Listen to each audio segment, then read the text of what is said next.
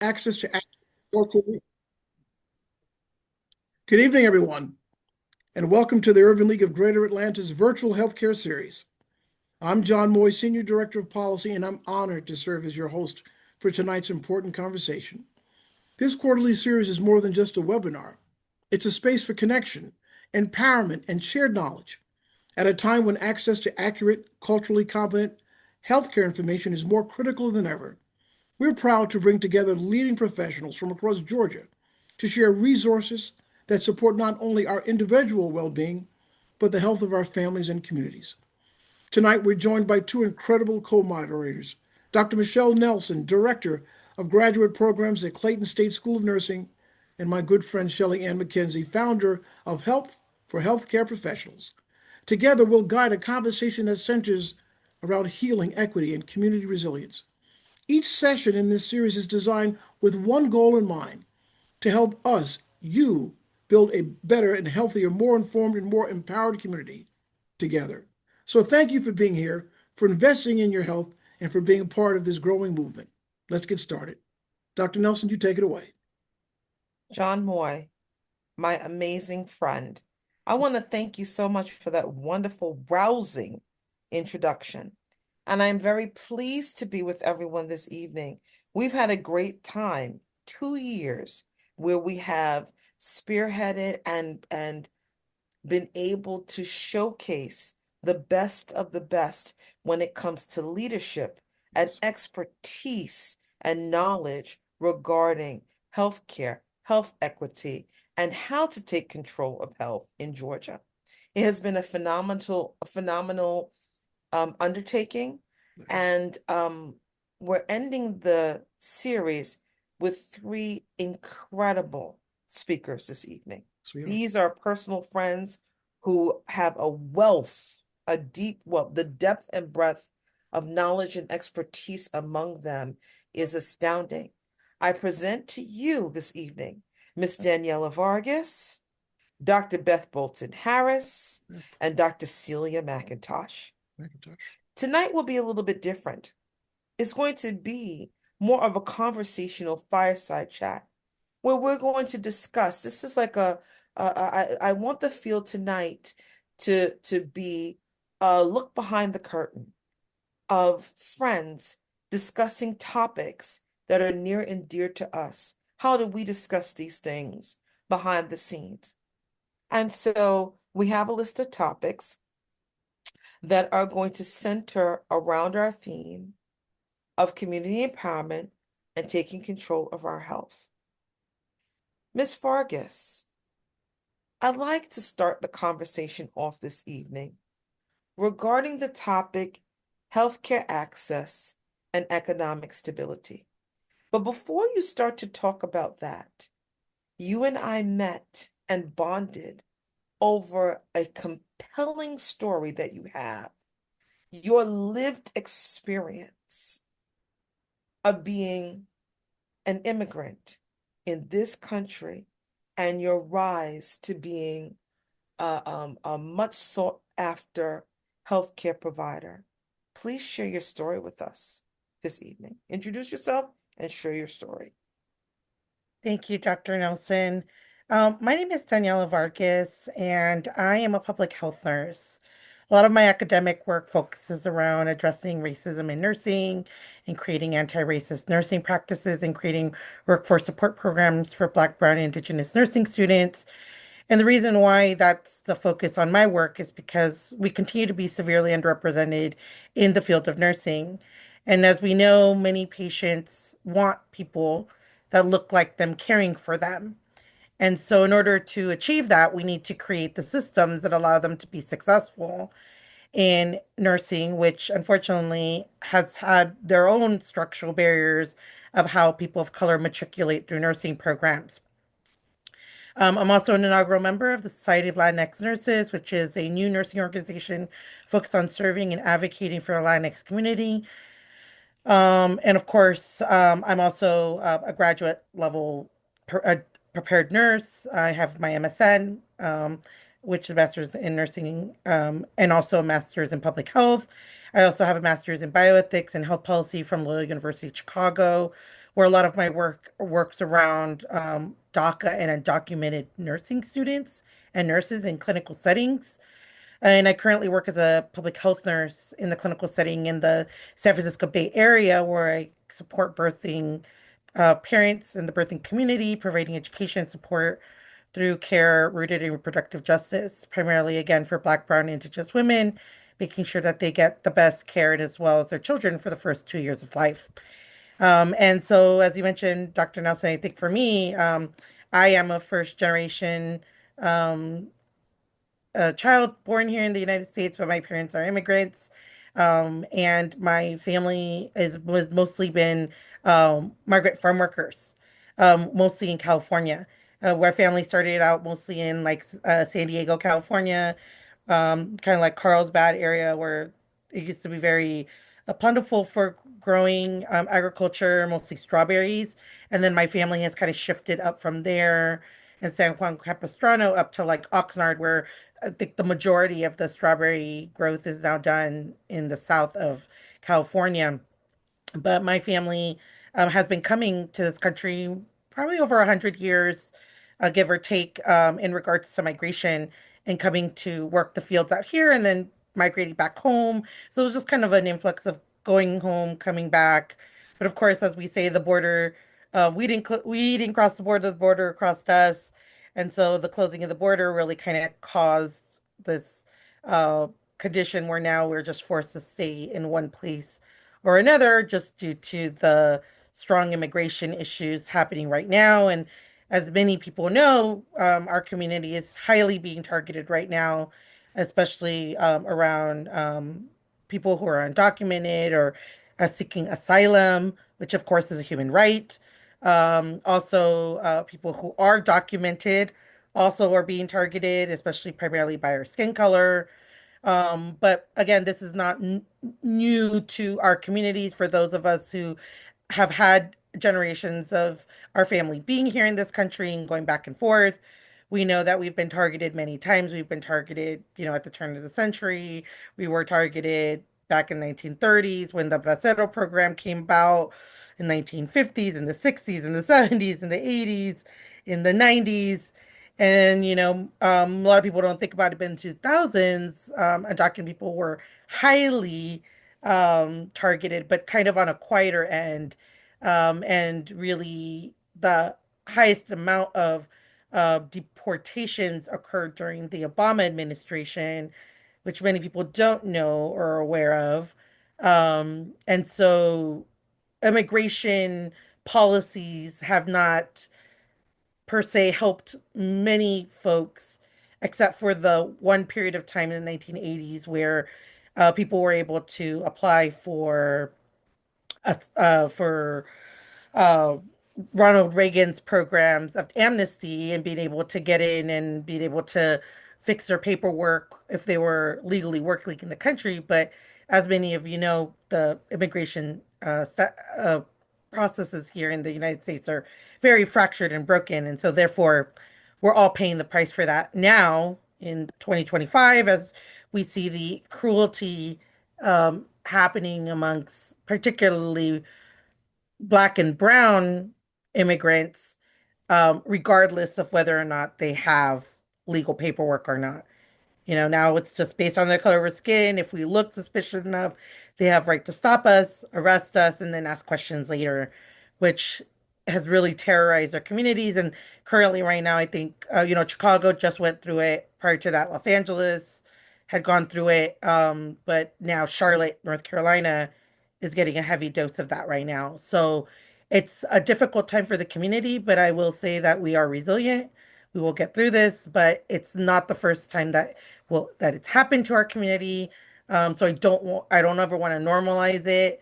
It just hasn't happened at this violent or aggressive way. It was done more on maybe a bit of more humane way, but nevertheless, the community is being hurt right now. So that's just a bit of the work that I do. Mhm. Daniela, I know there's so much more to share, and I really want to be able to dig into your education journey And I think that's a good jumping off point because for so many of us, education has been the pathway to lift individuals out of poverty.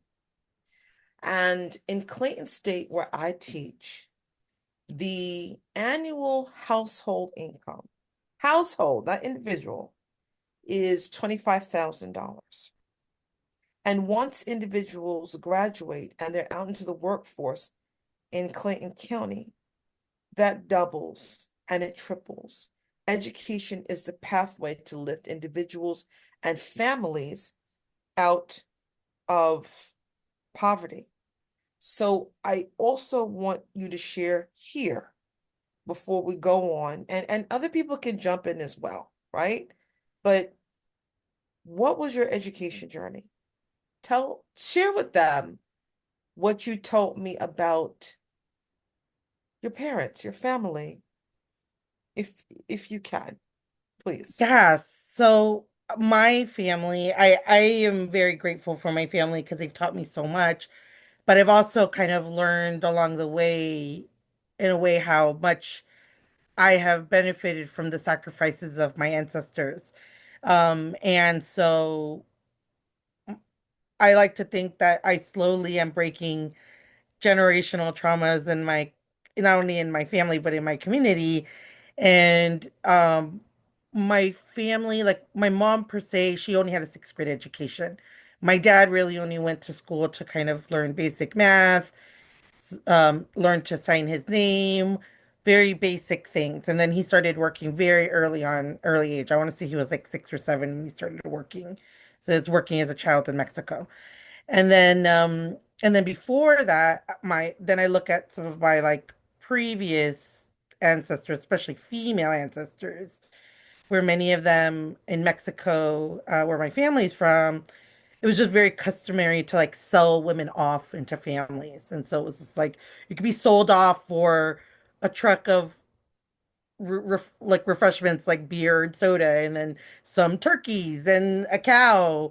And so many of the women in my family didn't have an opportunity to learn or get an education. And so I still have great aunts who signed their names with an X, which is to me a little bit wild because I think about the privileges I've had in my education, where I was a beneficiary of going to public school in the United States, and then I was able to take out loans to receive, an undergraduate education and several graduate degrees. And then, as I go and finishing up my doctoral work, it's like then I'll be the first person in my family to have a terminal degree.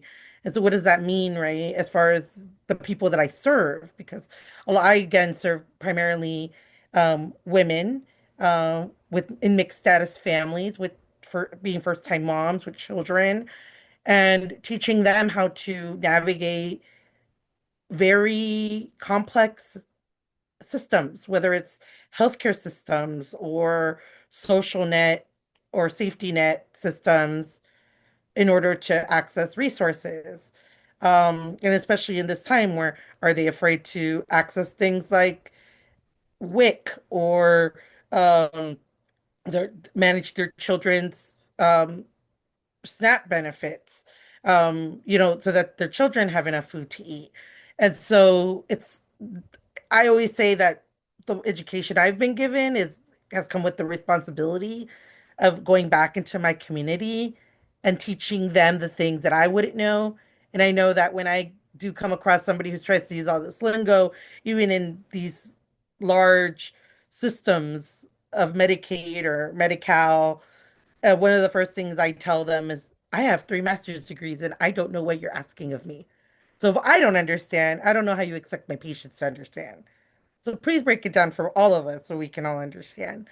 And I think that that's, one of the things we think about, right? Is at least for me, I always gravitate to the American Nurse Association Code of Ethics.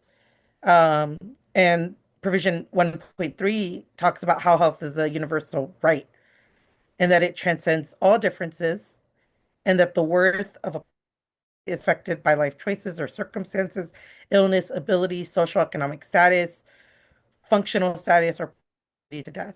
Therefore, we need to transcend all of these statuses that we put on people and just say people need the basic things that will keep them healthy and will help them thrive as humans.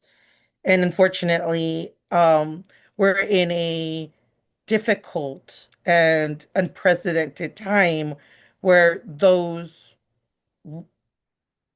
things we've worked so hard for, our ancestors right here in the United States have worked hard for in the 1960s, especially, most recently worked for to have safety nets put in place for us, and now those things are slowly being dismantled. And so, how do we as nurses react to this, especially as someone for me who comes from an immigrant family and background and perspective, is how do I prepare my clients and my patients for this new environment? How do I protect them? And how do I help advocate for them despite everything that's going on so that their children can also have good lives, just like I had a wonderful life that my parents were able to give me, and then see me thrive into this nurse that I am today, doing this work back into our community. You know, Daniela, I'm gonna call you Pastor Vargas now. When I hear you speak, I am transfixed because this is the definition of what we are seeing when we turn our televisions on and we see people struggling to get here to this country where, we take a lot for granted to be able to come here and lift themselves and their families and their communities out of vulnerable and underserved situations to ones of success and prosperity and community and togetherness. You know, Dr. Bolton Harris, before we started, we were talking about HR 1, and Dr. McIntosh, you can jump in here as well. And the implications, we're starting our discussion tonight with economic stability and how, particularly in nursing, so many nurses are relying on the ability to get financial aid, to take loans, to further their education. And that has been, that is being eroded. And I really feel like there's something larger and more sinister at play here to be able to just claw back all the gains that nursing has made. But that's just cynical me. But what do you think? You know, and first of all, thank you for inviting me to be a part of the panel discussion. You And know, introduce yourself. oh Who yeah, are I'm you? sorry. And so, so Like we're good so evening. into it already. I Like, know. And good evening, everyone. My name is Dr. Beth Bolton Harris. I am a nurse practitioner, been nurse practitioner for over 20 years now. And work currently at Emory Healthcare, where I'm the Director and Chief Advanced Practice Provider for the Division of Cardiology. And in addition to that, I've worked with Dr. Nelson for many years at the grassroots efforts to help work on expanding the scope of practice for advanced practice registered nurses in the state of Georgia. I was the Georgia Nurses Association. I was the board director for legislative and public policy, in addition to being an board director for advanced practice registered nurses.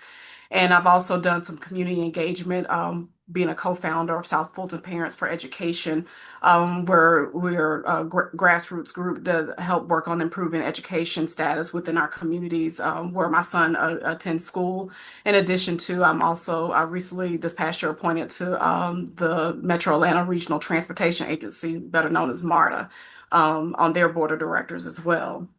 And so, as I'm listening to Daniela's story, and just reflecting on the things that have occurred over the past few weeks, especially with HR 1, the government shutdown. I remember I posted on my Facebook account, I was like, people are telling us that they do not want to feed you and they do not want you to have health care. And these are just like basic fundamental rights.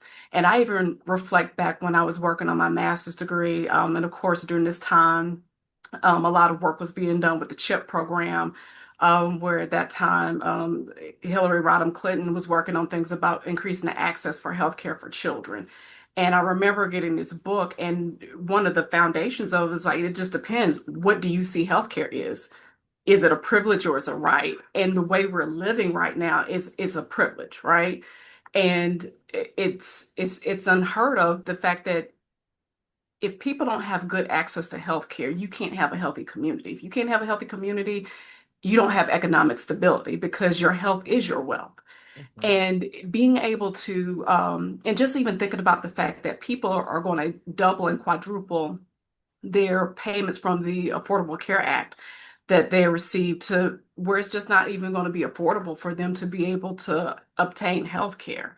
Like, it just doesn't make sense. And to me, it's just cruel and it's wicked to a point where people are talking about, oh, yeah, you need healthcare, but this plan isn't right. And then they don't have another plan to back it up to help support people.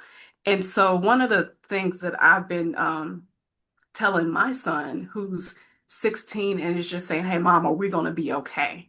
Having to just tell him we have to be okay because we don't have a choice. But just making sure that we educate the community on the best ways to keep themselves healthy, to decrease, to just promote health and wellness. It's hard. They don't have the revenue to do it.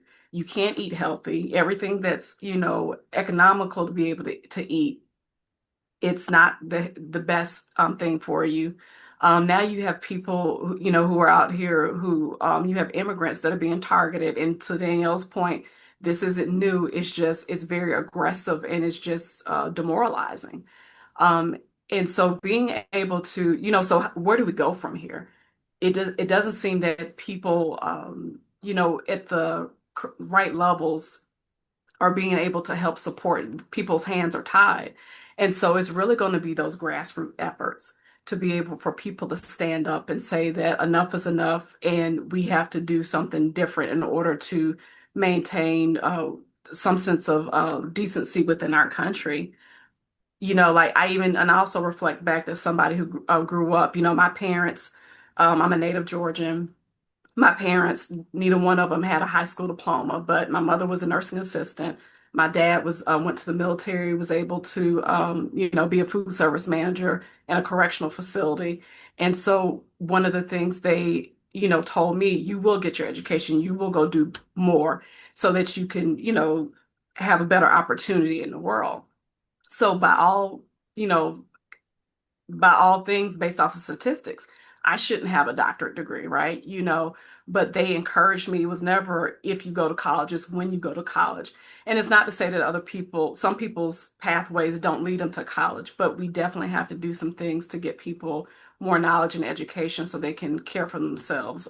Because at this point, the government doesn't seem interested in helping to support people in order to bring about their health and wellness.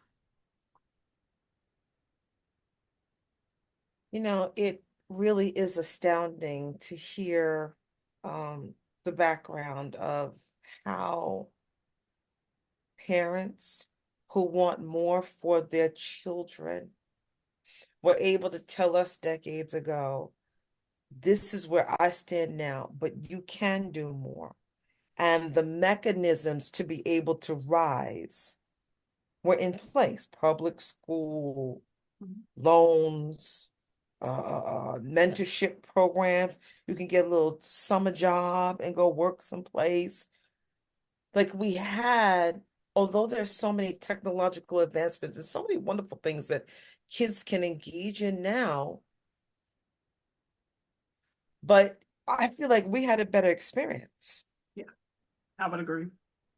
Dr. McIntosh, we're children of immigrant parents from the islands. I feel like we were better off.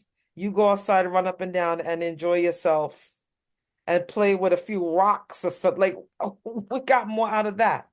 hmm So just Please briefly, introduce yourself. Give them all the finery, Dr. McIntosh. okay, I will. Okay. So Dr. Celia McIntosh, I am a nurse practitioner as a family nurse practitioner and a psych mental health nurse practitioner. But for the last 13 years, I've worked in neuroscience. So I see a lot of patients with strokes, seizures, different things, and they tend epilepsy as well, and they also tend to have a lot of complex issues when we're talking about social issues, transportation, a variety of different things, medication access to neurologists. So additional to that, I am a nonprofit organization, a leader. For the last 11 years, I've been deeply involved with anti trafficking efforts. I found out about human trafficking for the first time in 2014, and it was something that I couldn't unsee. And just finding out about it and seeing how people can really trick you with you being in a vulnerable position and just manipulate you into being sold, essentially. And what I found out doing that work is that human trafficking doesn't happen in a vacuum, and that I really need to sit at other tables, whether it's tables pertaining to mental health or issues around children's issues, around issues related to intellectual developmental delays, housing, all the things, justice, involved individuals, individuals being in the foster home system, because all of those things, especially even immigration and having language barriers, also increases your vulnerability to human trafficking. So my work is pretty much sitting at the intersection of policy, because I think all roads lead to policy. And oftentimes we hear the saying, if you're not at the table, you're on the menu. And that's what's actively happening to nurses right now. We are on the menu. We're almost 5 million strong, and we're a powerful profession. And I think that there is a lot of threat of our mere existence. So right now, this new proposal does threaten our existence as advanced practice providers.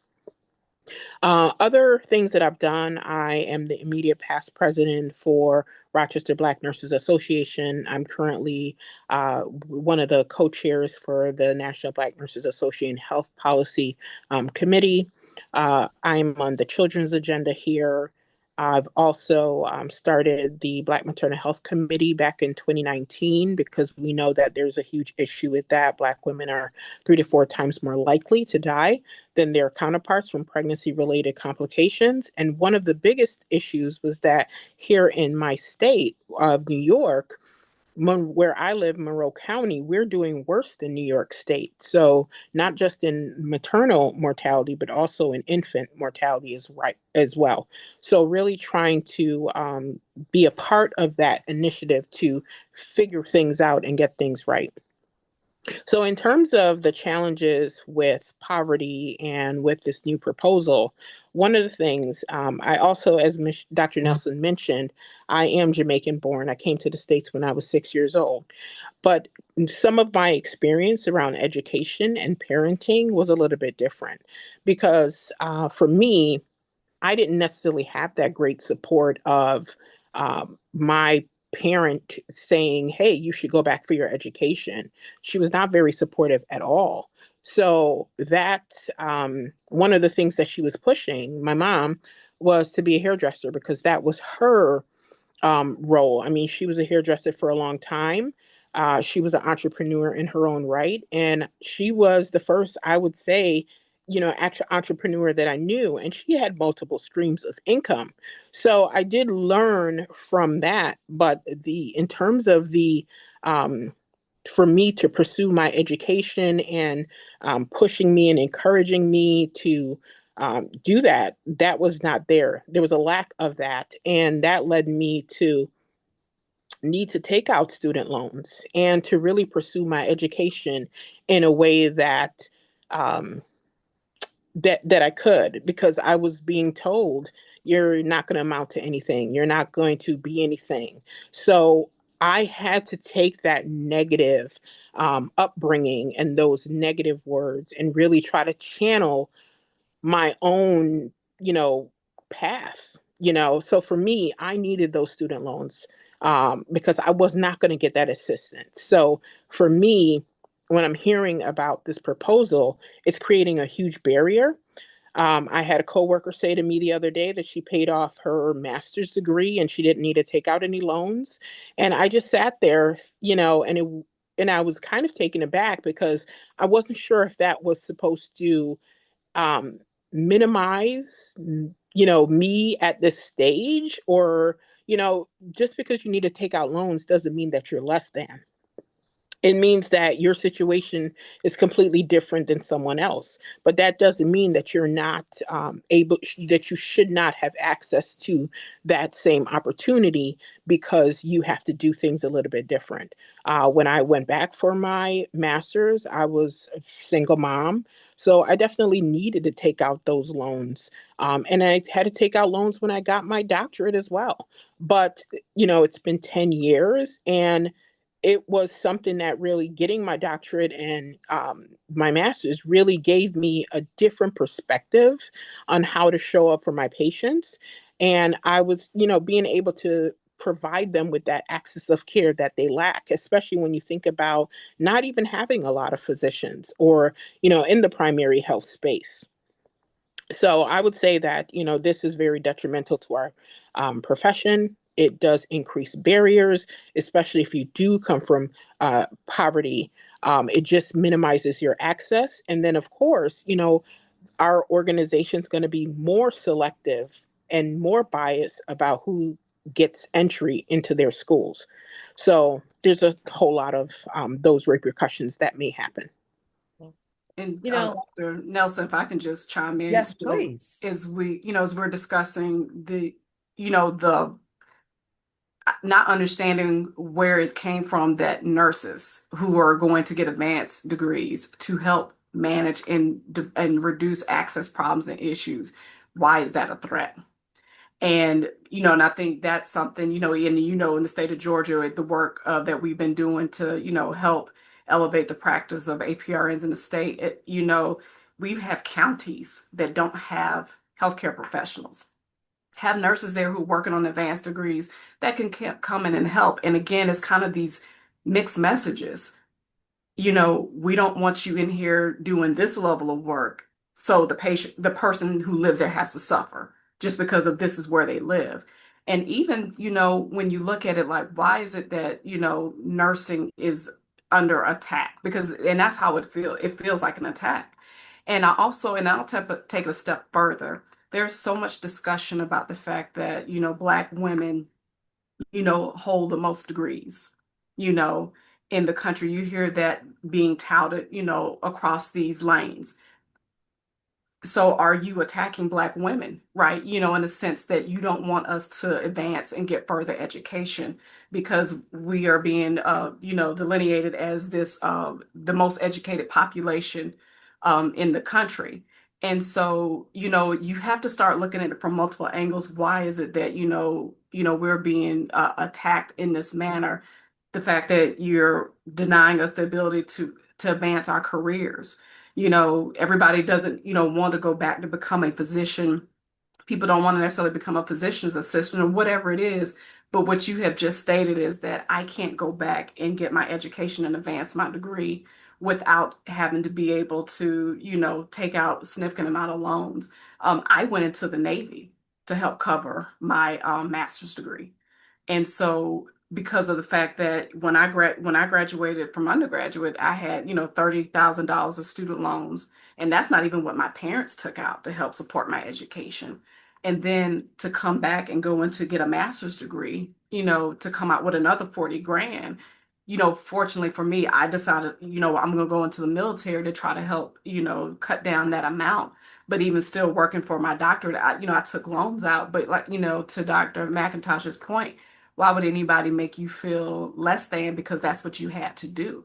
Because these tools obviously have been created because the cost of education is on the rise. Most people can't give up not working to be able to advance themselves. So again, it's a mindset that we have to start really looking at what we're saying to people when these types of legislation is being generated.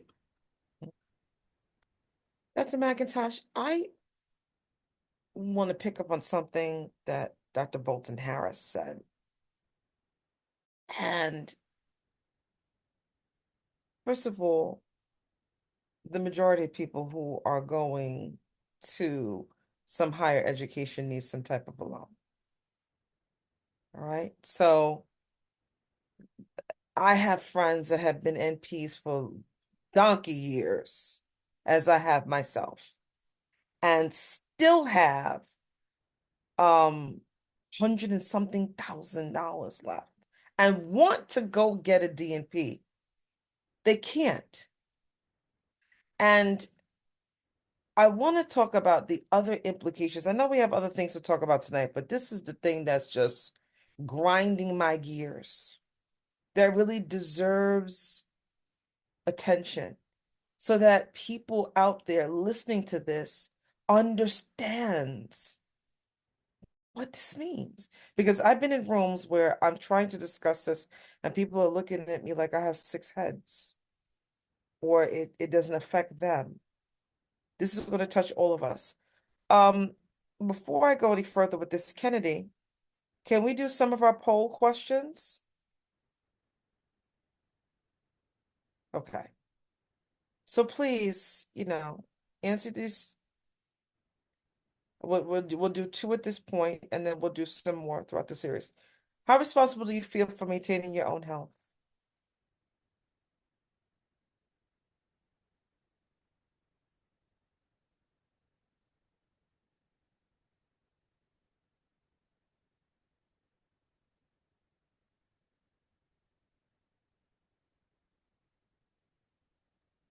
Need everybody who can vote to vote, please.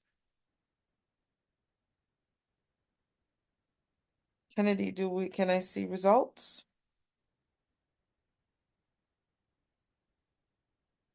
Ah, strongly responsible. Let me say this. In this day and time, it's on you to save you. Like John Moy says to me all the time, the cavalry is not coming. It's up to us. And you have to be able to take your health and managing your health in hand. Next question.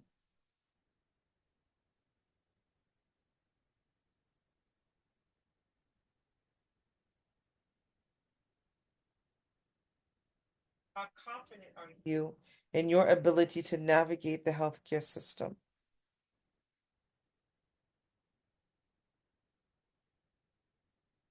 This is one of Daniela Vargas's good questions.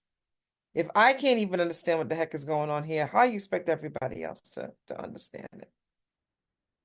How confident are you to go to the doctor's office and understand all of what they're telling you, and then you have to go deal with the insurance, and you got to understand how to apply for blah, blah, blah, blah, blah. Kennedy?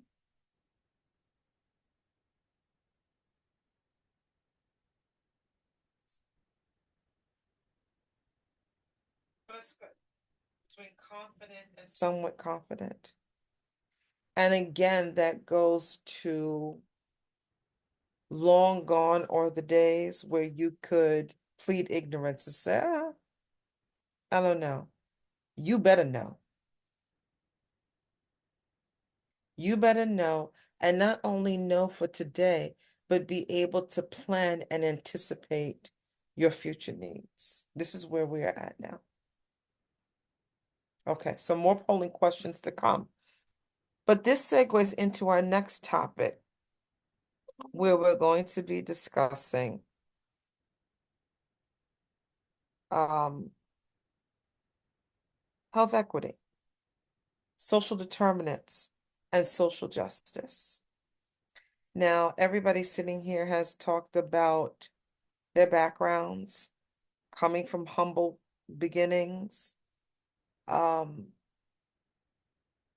having to be savvy with navigating the educational system to be able to ensure a successful education. But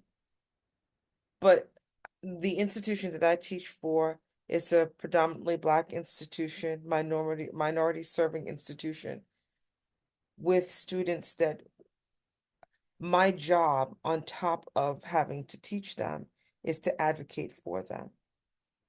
And unlike other institutions, we have to make sure that social services, counseling services are in place to meet the needs of these students. Because if there's a choice between holding down a job, feeding your kids, and doing all the things necessary to be able to make it through the day, if that is being stacked up against being able to come to school, well, you know what's going to win out. So let's discuss that a little bit.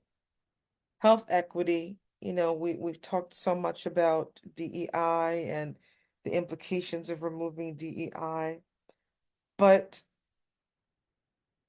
what do we have in place now? Is there anything in place to ensure equitable access to health care? And the social determinants, in many instances where they can't be modified, you can't control them. They're affecting your ability to stay healthy, very much so where you live. And social justice, I can't remember which one of you it was, but one of you said, in order to, and I'll just put it in my own words, in order to gain politically, you're willing to starve and take health care away from the people that you are elected to serve. Let's discuss that.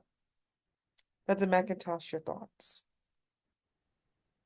As you were speaking, I was thinking about what do we have left in our toolkit? And some of the things that I don't think that we talk about. Wait. We have a toolkit? No, I just mean, I don't even feel like I have a toolkit. I don't have tools. I'm broken. I don't know where my North Star is. I'm looking for tools. right. So in my toolkit, when I think about the work that I do, I think about humanity as a tool. People still being willing to see people as human. That's a tool. And let me just put it in context. For example, when we found out that SNAP benefits were going to be cut, there were individuals that said, hey, I want to do something. And they stepped up and they started having these food drives. And there was one gentleman that donated $10,000 of his own money in my community. And he also started a GoFundMe. And that GoFundMe went from that $10,000 to over $124,000. And then there was an application process to give out, I think, $150 gift cards until the money was done. So humanity, to me, is a tool, and it's a kind of like a underrated tool. When we are able to see someone's human suffering and say, I want to do something about it, people are, and can come to the table with whatever you have and give, then other people chime in too. So for me, that's one tool. The other thing is, when we talk about advocacy, education is a tool. And what I mean by that is, while I'm not talking about the actual education that, in higher ed, I'm also talking about understanding history and knowing history. Because even me in social justice and thinking about health equity, I needed to go back to some of the books that were already written by people that look like me to say, how did you guys deal with this? How were you resilient when you were getting the dogs on you and, water hosed and, people spilling bleach in the swimming pool? And outlawing you, and how were you able to deal with those times? So really being able to go back to those books and do your own um, education, reading those books and really understanding, how they were able to overcome that time. And then the other piece to me is choice, decisions. Sometimes we have to understand that we still have the power of choice, but being able to try to regulate some of our decision making, when we know that certain things are not going to serve us, um, so that, and then community connection, community outreach. While there's maybe not a lot of resources, understanding what resources are out there. I know that there's also going to be a hit on funding for housing and a variety of different services. But, maybe, for example, as a psych mental health provider, I know that mental health is very rocky for a lot of people right now. So maybe I find a way to provide some reduced price services. So that's another way. When I think about tools, those are some of the things that I think about that we as humans can offer to other humans in our communities and help them kind of manage. Hmm. Ms. Vargas, what say you? I think part of it is we need to even look at it just past the social determinants of health, right? Looking at the structures, the structural determinants of health. And that goes back to a lot of, just like Dr. McIntosh says, like you think about structures. Let's talk about education because that's been a hot topic for us today. I think about what it took for generations for us to get education, for us to be here today, right? And I think about, landmark cases, especially with the swirling around the Supreme Court and them ruling one way in some cases and other ways in others. And it's just the unpredictability of what we thought were gains in the legal system to protect rights. And I think many people don't know this, but the landmark case, right, of Brown versus Board of Education of Topeka, Kansas, that case happened, right? And that was um in like 1950s. Well, even before that, and I actually learned this when I was undergraduate at UCSD, the University of California, San Diego.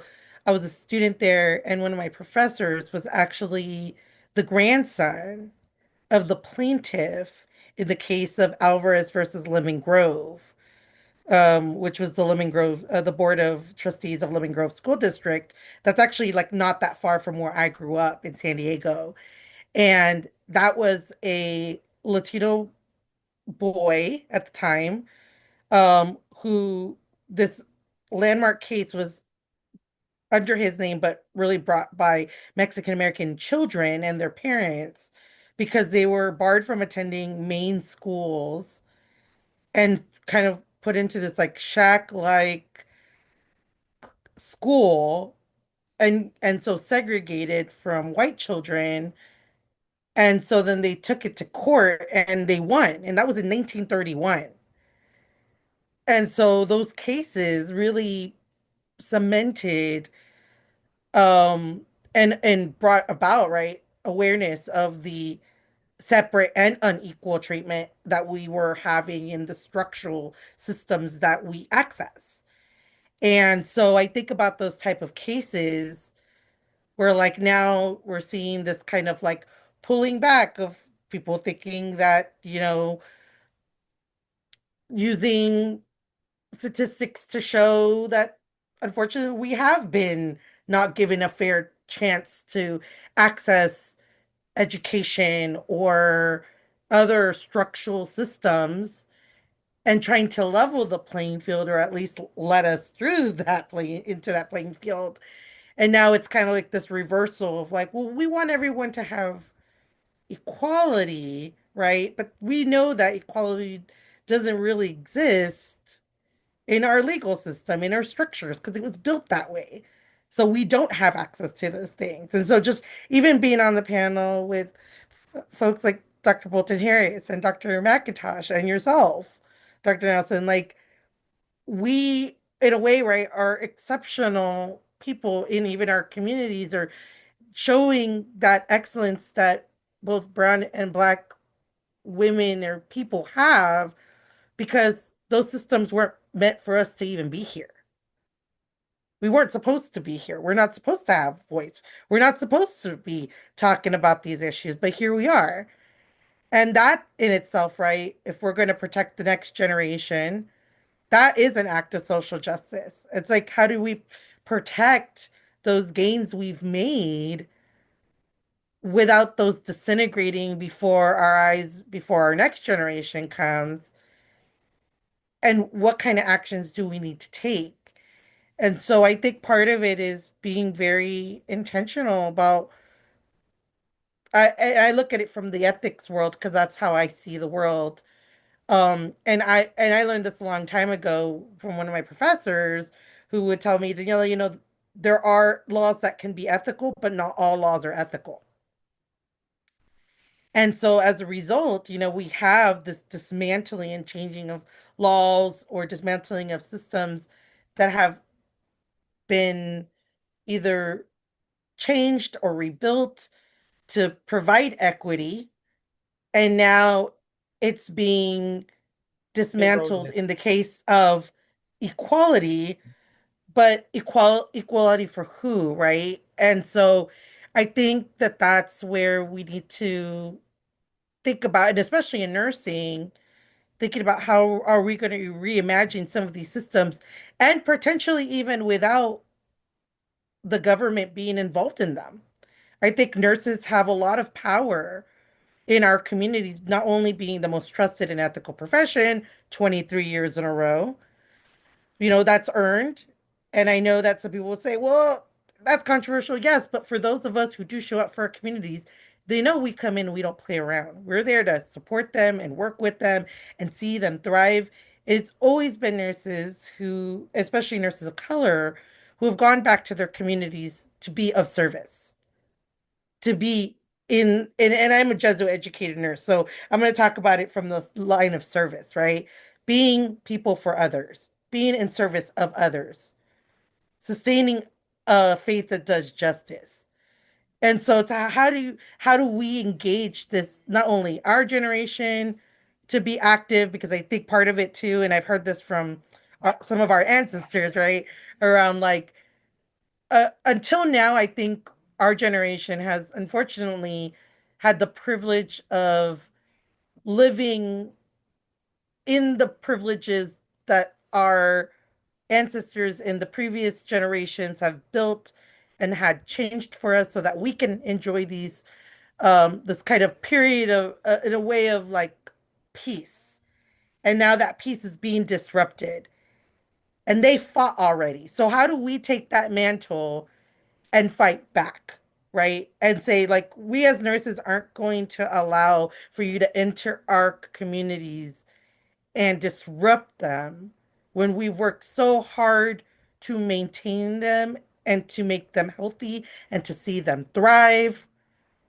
And so, what do we as nurses have to do in these systems? And I know for me as a public health nurse, one of the first things that I do is I look at the resources that I have available and I try to encourage and support my clients to get access to these resources or their children to get resources because in order for them to be able to live healthy lives, they need to tap into those resources that already exist.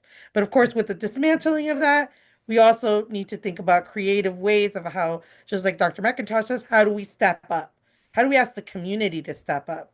Because we can't rely on the previous sources of funding that we've had because unfortunately we've learned under this period of time and like not even right a year or like in the last 11 months that those systems are fragile and they cannot necessarily be depended on as we've depended on them in the past that they're going to be there.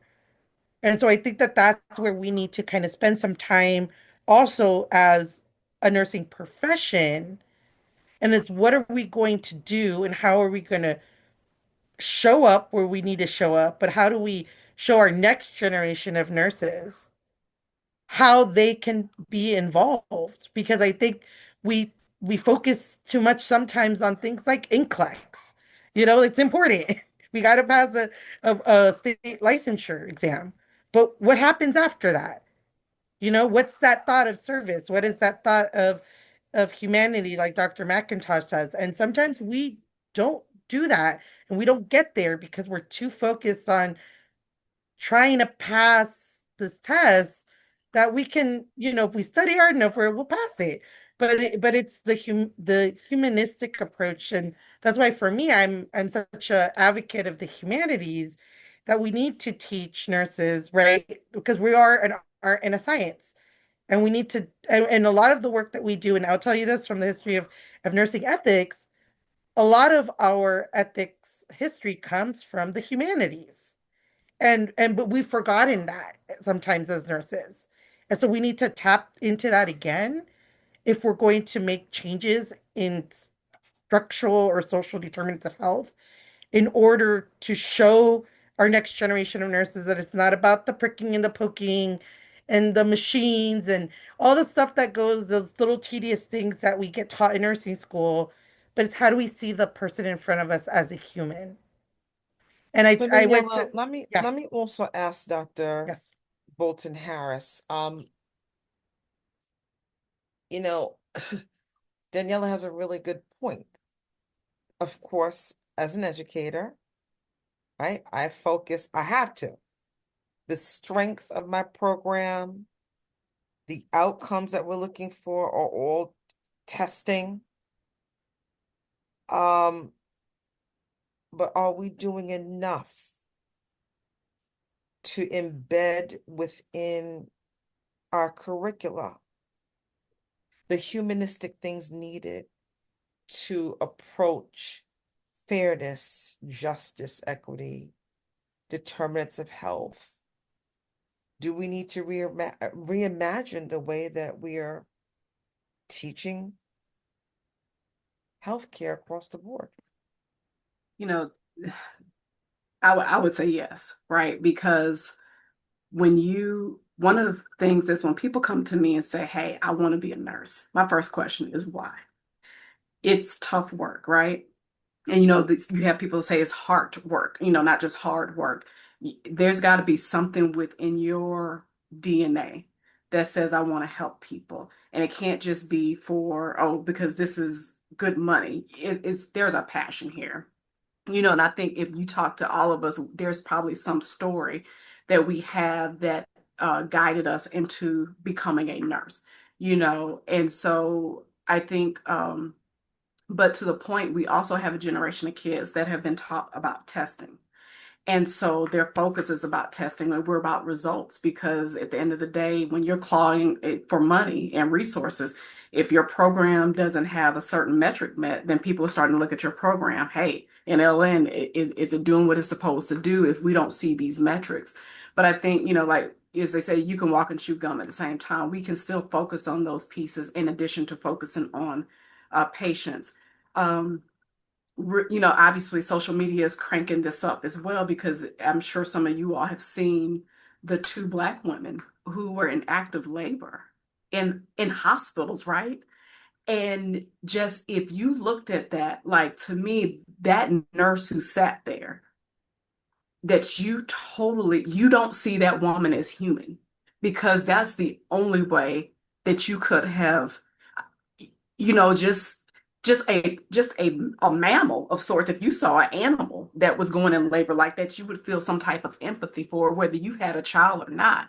And so you've got in a span of a week, you have two videos that show that these women were in active labor. Like in my mind, I'm like, this is an EMTALA violation, which is the, what is it, Emergency Medical Act and Labor Act. But essentially, like you were delaying care for these women who were going into labor. And it's just like, again, there's got to be something wrong in your brain that unplugs But you. on top of it, you're seeing like suffering, Right, suffering, not theatrics, but wailing, right. And I mean, literally, the woman stood up. contractions. I can see her body quivering. So it's, but also I think Dr. McIntosh and even Daniela focus on this, knowing your history. History repeats itself, right? And I think in this point is that, I came in a generation after like I didn't recognize that my mother couldn't own property. I didn't recognize my mother when she had a credit card that just a few years afterwards, somebody says, "Oh yeah, you can get these things without your husband's consent." Like who knew? And to go in and know that like my son is coming into a evolution where I am now rights are being pulled away from me as a woman that I didn't even realize that that I just started a lifetime where I had them. So I think going back to that education, letting people know where we have come from and about the processes and how we avoid these things. Also, the fact that, I love the piece that humanity is our tool. We recognize that some people don't have it, but the fact is that we have to get together within our communities and support. Dr. Nelson and I are members of Chi Phi nursing sorority.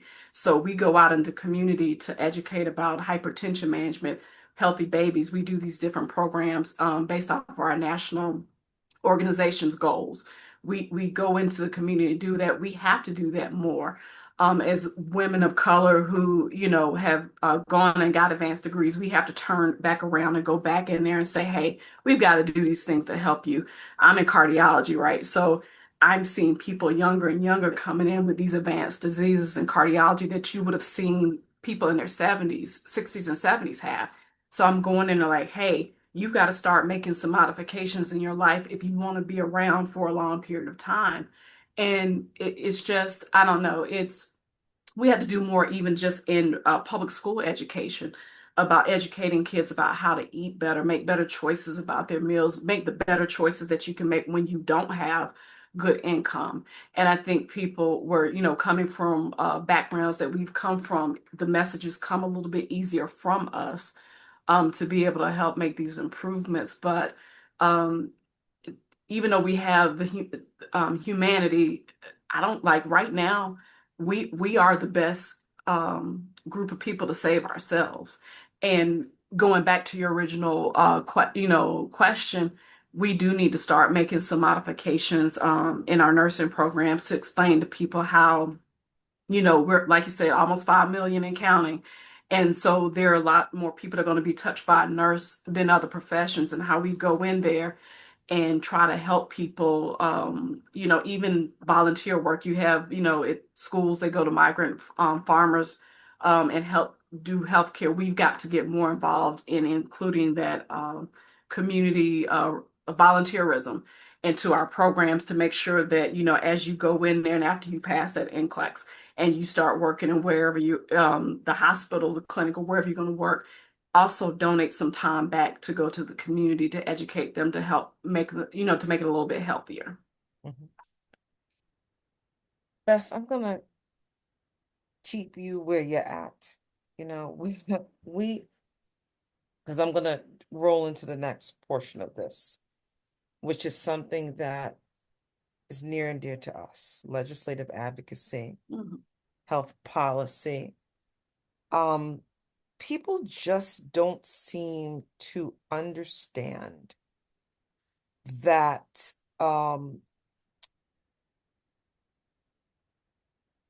policy and legislation undergirds everything. The food you put in your mouth, as we just saw, right?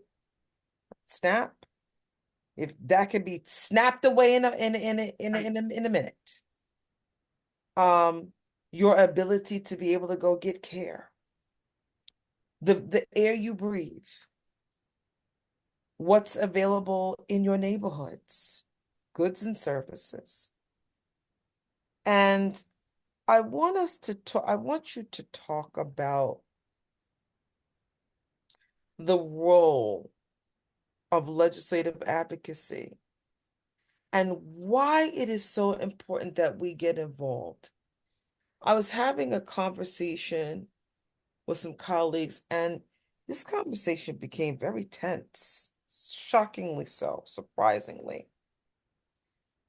When I started to say that I need to see more of us at the Capitol. Mhm. So yes, my soror, we can show up and we can do all of our volunteerism, and um we can do health checks and this check and that check. But I need you to show up at the Capitol as well. And Dr. House, before I get to you, Dr. Moy has a hand up. Dr. Nelson, I just want to thank you for that. I can't emphasize to the listening audience how important, participation is in a participatory democracy. And whether you go to the state capitol here in Atlanta or you go to our nation's capital in Washington, D.C., it's not a fair fight. It just isn't. And, I'm actually the lobbyist for the Urban League. And I say that because for every John Moy, there's literally 3,000 or 4,000 lobbyists in the state of Georgia alone, registered lobbyists. And that's registered, that's lobbyists for insurance and for banking and for construction and for pharmaceuticals, for schools, A to Z, soup to nuts, for colleges. And so for the average citizen who doesn't have a voice, who doesn't have a person at, a couple $100 an hour or whatever I'm not compensated at that, I can assure you, as a nonprofit. It's just not a fair fight. And so how do we counter, the very well-connected and very well-heeled lobbies, which is nothing wrong with that. I mean, that's a part of the democracy. But in order to counter that, to make it sure that it's a fair fight, that means that folks have to show up at the polls. Look what happened today. I'm not going to go into that today. There was a national vote in the House of Representatives today, but that was a result of just unrelenting pressure by everyday citizens saying to the Congress that they have to respond to what's going on nationally right now. And that's no different. So right now in Georgia, I mean, we're looking at a cliff, Dr. Nelson, as everybody knows, in terms of Medicaid. We're talking about upwards to a couple 100,000 people by the end of next calendar year will not have access to health care. Many of whom are children, many of whom are senior citizens, the most vulnerable of our population. But where's the outcry? I mean, I hope when I go back in January in a couple of weeks, at the state capitol, I hope that place is packed to the rafters. But John, let me ask you this. Do you think it's that people are just so beat down? Like we've been beaten into docility. Is that docility is a word? Yeah, We docility. just beaten into like that's what we want to do. We're just gonna give you the 1-2 punch with a combination and the uppercut and a drop kick until you are just stunned into silence. I say no. I reject that argument. And listen, let me tell you something. Let me say this to you. I was raised by my paternal great grandmother, who was born in 1907. She was 60 years old when I was born, and she raised me and my sister. She graduated with a 7th grade education. She picked cotton 50 cents a day in South Carolina. She was a domestic, but she was actively involved as a citizen of this country. I didn't have to tell her, who graduated with 7th grade education, to go vote. They got that. Now, I'm not trying to be holier than thou. What's the difference over the last 60, 70 years? What happened? We've We gone knew. backwards. That's what Technology. happened. I don't understand that. We've regressed. I reject that. If I can say this, technology, because the thing is, when you've got people who they will use this phone for their source of knowledge and truth, and this source of knowledge and truth is manipulated, right? You have some of the younger people that they go in there and these algorithms are picking up and they know how to pick apart people to make them. There's so many people who didn't vote. Now, me coming up, I had parents that were born in the 30s. You were voting. I remember as a kindergarten going with my dad hand in hand, I got to pull the lever, to cast the ballot. So he taught me that. I take my son, hey, you're going to vote. Now you've got a generation of people that are like, well, everybody's lying. And I had to tell somebody, I was like, you're listening to you're telling me I withheld my vote. I hear some young black kids say about reparations, well, we're not getting reparations. And I was like, okay, so you're not getting it, now what? And I had to let them know, I was like, you know what? Because I have income, I tend to do better than you. But you withheld your vote and see where that's getting you. SNAP benefits are being cut, insurance is going up out of the roof. And so trying to make that connection, because the messages that work for me and you, John, are not resonating with this group of people. And so we've got to figure it out. And even in nursing and legislation, I remember when I first really got involved in legislative advocacy, I was like, in the state of Georgia, we had over 100, got over 100,000 nurses. I said, if everybody gave $10 right. one time, That's right. all of a sudden we're a That's right. millionaire. All of a sudden we got the ear of people. That's right. But we can't even get people to do that because it's like, well, you'll give it to somebody who I don't like. Okay, fine. But and so take it nationwide, over, 4 million nurses.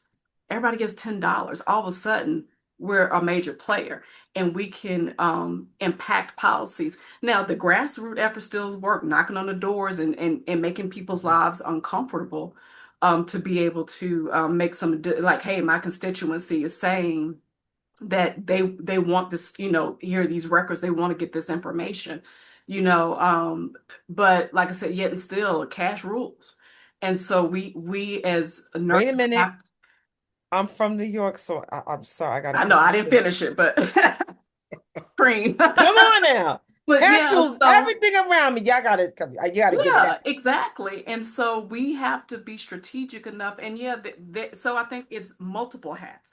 It's the grassroots knocking on the doors. It's the going out there helping people, but it's also people writing checks and being involved at every level. Like in my community, I have my city council person on my phone. I can call her. She can call me. I make myself available. I'm a friend before I need a friend, and so therefore I make sure I say, hey, even if I didn't like you, didn't vote for you, congratulations. If you ever have a question, for my state representatives, if you ever have a question about healthcare, or you need me to get you in contact with somebody, hey, let me know. I got you. And so I put myself in these positions and places to make sure that I can get my voice in there. And if I don't like something, they know, like, hey, I'm not agreeing with what you're doing, with these particular things. So I think everybody won't do it, but we've got to start. But there are enough people that can do it, and we've got to start, figuring out, hey, where's your wheelhouse? Even like as you graduate as a nurse, maybe we say, hey, your first action as a nurse graduate, $10 to a pack to be able to help support you professionally. We just have to start changing the mindset about how things work, because I can't change how the game is, but I can change how I play the game. Just like a spades game, it's strategy. You've got to figure out how to move, and you got to figure out what the other person's doing. Chess, same way. I'm going to make a move based off of what I think you're going to do. There's got to be some level of strategy, and we have to start teaching that again. Agreed. We could talk about this Mhm. for hours and days. Mhm. And time is winding down. I want to hear, Dr. McIntosh, your thoughts about, because we do a lot of work with, we got a finger in 1,000 different pies, but another organization, Daniela, is also part of, Nurses Shift Change. And a lot of that focuses on advocacy, being boots on the ground where you live and in DC. Dr. McIntosh. Yeah, so I'll let Daniela speak to that, but I did want to weigh in on a little bit of when we talked about what's missing. And I think there needs to be some kind of comprehensive approach, as many of you have said here. But I think storytelling is one of the biggest things that have been missing in terms of, we have not really, and I can't say we, but I think some of the storytelling legacy has not been passed on. We all have little traditions and stories in our families and different things, like even recipes. And I think that some of that stuff has not been passed on. So when people don't understand the history or the suffering or how they got to a certain point, then that becomes problematic. So then you have people in a, in kind of in a state where it just seems like an entitlement program. Like these things are supposed to be here because kind of like I was born into it. Okay. When Dr. Bolton Harris mentioned, hey, I had these rights. When I came up, I had all these rights. And now we're seeing that they're being stripped back. So we have to realize that nothing is permanent. Things are always evolving and changing. And while policy is a tool, it's also can be weaponized. And one of the reasons why we see some of that hopelessness and kind of lack of participation is also that policy has been weaponized and they've been strategic in using it to criminalize in many areas. So when we think about the mass incarceration, and if you get incarcerated, you get a felony. If you have a felony, you can't vote. If you have a felony, then oftentimes you don't have access to housing. So that's another way, criminalization, weaponizing of policies. So I feel like a little bit of it, you have to fight policy with policy. So we have to be engaged and involved and know our elected officials. But I would say passing on those stories, because that's how someone is able to know, hey, this is why this happens. And I think a lot of that's missing. And that's why me, from the social justice lens, I'm like, I have to find those books because I feel like there's gaps in my knowledge about how we got here. But I would But say we that also have to write the books too. If exactly, someone wrote a book for us, we gotta keep that going. exactly. But those are my points. Go ahead, Danielle. Yeah, I think it's part of it too, is teaching our current generation and our next generation to move beyond the me to the we. Because I think that for a long time, and I think that that goes back to people like, you know, what was said earlier by Dr. Bolton Harris, was a lot of the younger generation is saying, well, if it doesn't benefit me, then why do I have to care about voting? Like, I'm not getting anything from it, right? At least that's what it looks like on the surface level. But of course, just like Dr. McIntosh said, if you are not engaged in the political system, then these policies will be written out whether you like them or not, and they will impact you. And that is what we are experiencing right now, especially with the passage of HR 1. There is a lot in there that a lot of people thought wasn't on the menu, and now it is. And now us nurses are having to sound the alarm just like we always are, right? The canaries in the coal mine, and having to say, hey, like this is going to be devastating for many of the populations we serve. And we're the ones that are going to have to kind of go into overtime and overdrive to keep these systems going, and again be innovative about restructuring these systems. But again, that goes back to the lack of engagement and folks just thinking about how does this impact me alone. And I don't just say that in general for society, but I also say that for nurses. Many nurses sometimes feel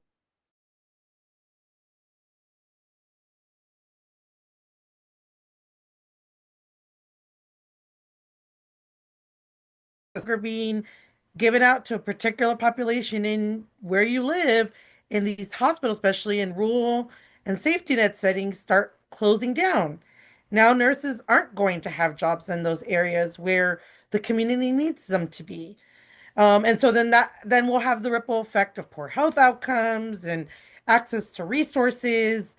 And so again, I think that that's where the collective work of nurses shift change has been so important, because again, right, not only are we recognizing the ethical obligation that we have as nurses, but also just thinking about the principles of humanity, ethics, science, and social justice.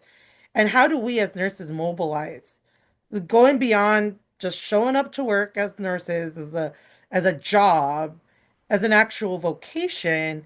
And how do we show up not only for ourselves as a nursing profession, which again we talked about today around potentially the diminishing or elimination of funding for programs or for educational attainment for in regards to grants or student loans. But then how does that spill over into the patients that we serve or the communities that we serve or just the global context that we live in? And so I think that that's where Nurses Shift Change is really trying to bring nurses to the table. And I know that we have this 1 million nurses rally looking forward towards 2026 in May. And what's the date And of that? and that's going to be May 7th, 2026. Mhm.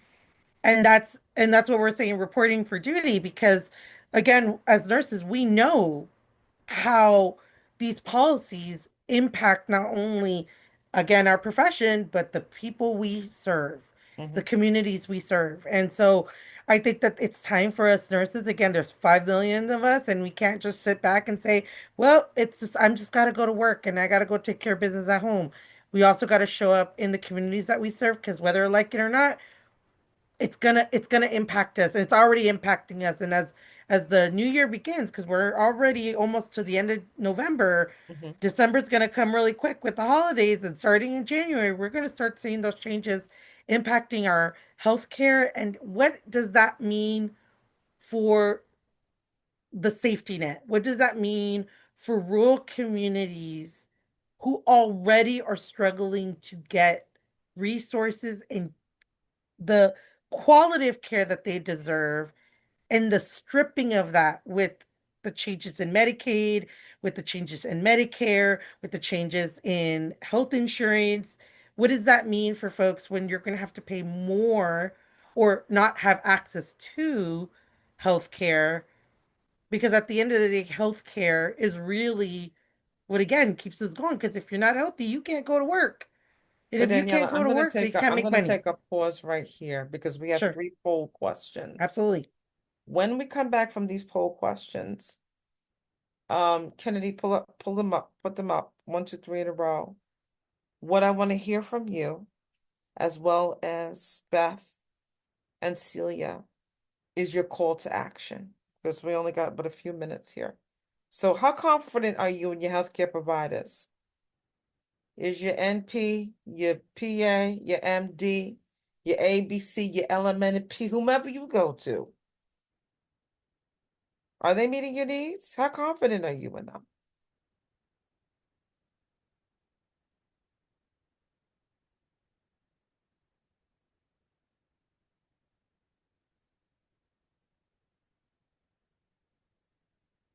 What do the people say?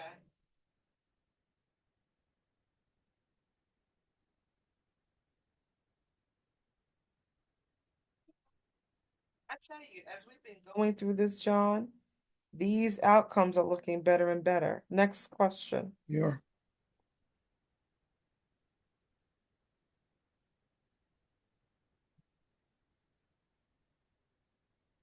How knowledgeable are you about the standard annual healthcare screenings and for your age group? Are you guys coming out and getting those mammograms? You doing your testicular exams?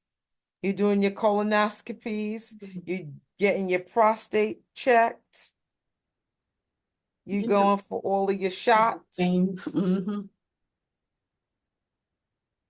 was the last time your doctor saw you? When dog was a puppy? Well, that's not good enough. How knowledgeable are you? Okay. What do the people say? No, come on, y'all. They're showing off tonight. Last question.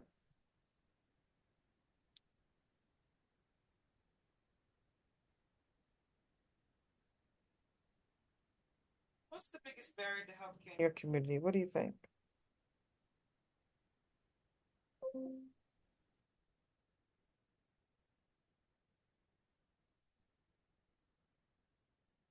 Probably some of all of the above, but to you, what's the biggest one?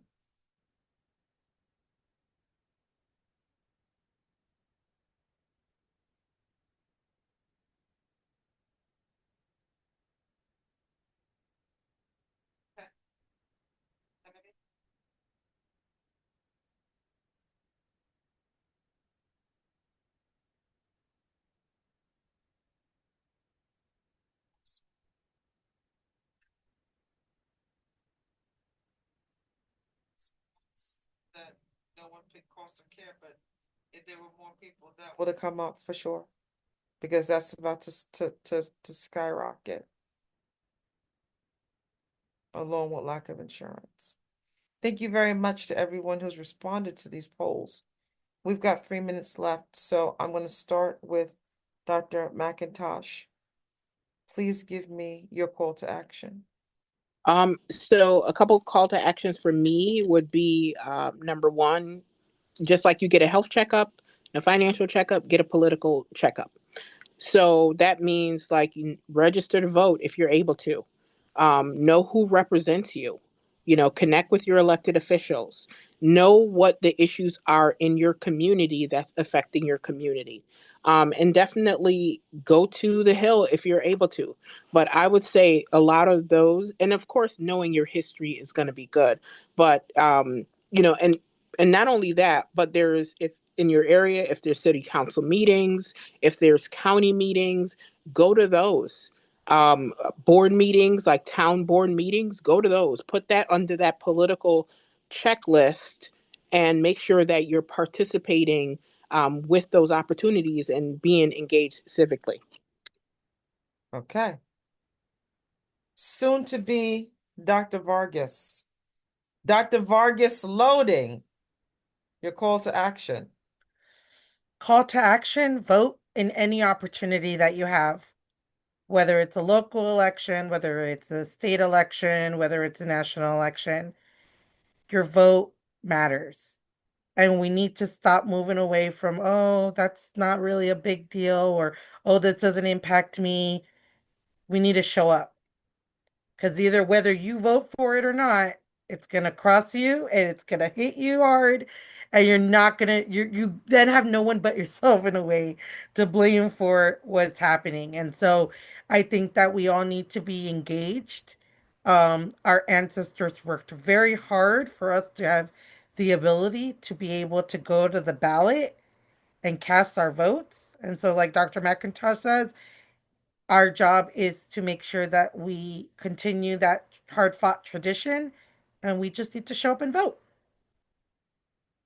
Dr. Bolton Harris, the last call to action is yours. Sure, just to amplify it, vote, but more than just vote, understand the political process and start becoming educated and ask questions, be a constant, student of the world and what's going on so you can better understand and make good decisions and recognize that your voice has power.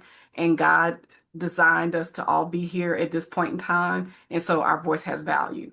So even when people don't think it does, it really does, and we need to hear it. And so just make sure that we stay involved in the process, and we don't have to accept what's happening to us, and we can control our destiny. I want to take the time to thank our panelists, Dr. McIntosh, Dr. Bolton Harris, Dr. Vargas on the way. I also want to thank my co-moderator, my right hand, left hand, right foot, back foot, top foot man, Michelle-Ann McKenzie. And we've been in the trenches together doing this work, and I really appreciate you, Shelly-Ann. And Kennedy Smith. We would not have been able to do any of this with Kennedy. Kennedy has kept it all together. She has masterfully been able to shuttle us through years of this. And we are so proud of you, Kennedy. Congratulations on your upcoming journey. And thank you for all that you've given to this series. To my friend John Moy, thank you for creating the lane for us to be able to do this work. Thank you for allowing us to speak our truths. Thank you for giving me the ability to bring together powerful voices to meet the needs of people right where they are. This would not be if not for you. So thank you so much, John, for all that you do. And thank you to the Urban League for the platform and for years of wonderful work. John? Thank you, Dr. Take us Nelson. out. Thank you very much, Dr. Nelson. And to all of my friends, As we close out this powerful 2-year journey, I want to take a moment to reflect on what we've built together. The Urban League of Greater Atlanta's virtual healthcare series has been more than a quarterly event, Dr. Nelson. It's been a space for learning, healing, and community. Over the past 2 years, we've welcomed voices from across the healthcare spectrum, shared vital resources, and deepened our collective commitment to wellness and equity. And none of this would have been possible without the extraordinary leadership and dedication of our co-moderators. Again, Dr. Michelle Nelson, thank you for your wisdom and grounding presence. To my friend Shelley Ann McKenzie, thank you for your passion and advocacy for healthcare professionals. And to Kennedy Smith, your tireless work behind the scenes, your attention to detail, and your unwavering commitment made this series not only possible, but exceptional. To everyone who's joined us, participated, and shared this space, thank you. Thank you on behalf of Nancy Fleck Johnson and the Urban League family. You are a part of a growing movement to build a healthier, more informed, and more connected community. Though this series is concluding, the work continues, and we look forward to what comes next. On behalf of Nancy and the Urban League family, and on behalf of Kennedy, and Dr. Nelson, and my good friend Shelley Ann McKenzie, stay well, stay engaged, stay connected, and yes, dare to stay woke. Thank you, and good night. Good night, Good everyone. night. Good night, everyone. Good, everybody. This was great. Good night. Bye-bye. Good night. Bye-bye.